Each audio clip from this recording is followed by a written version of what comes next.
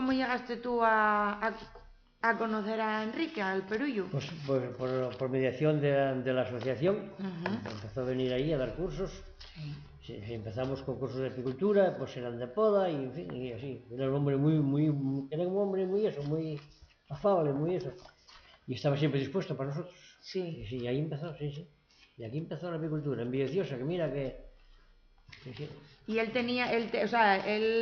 tenía producción propia y luego vendía por ahí o... No, él no vendía, lo que vendía era manzanas era un crack en las manzanas. Yo tengo gente que me dice en Gijón, es que este hombre conocía los pomares hasta por la corteza. Bueno. Sí, que era un hombre que... Claro, si estaba todo el día ahí... Sí. Claro. Sí. Y es un hombre querido entre nosotros. Sí. No sé cómo nos hizo un homenaje antes a este hombre, porque este hombre en realidad se lo merecía, se lo merecía.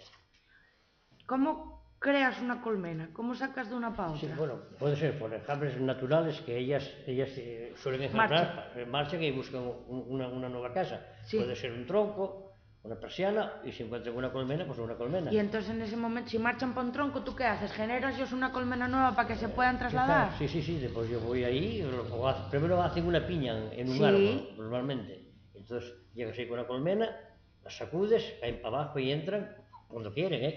Y ya entienden que más o menos tienen que marchar para ahí. A veces no te aceptan ese sitio, que a lo mejor tienen otro sitio buscado y ese que les das tú no les gusta. Anda. Que suele pasar.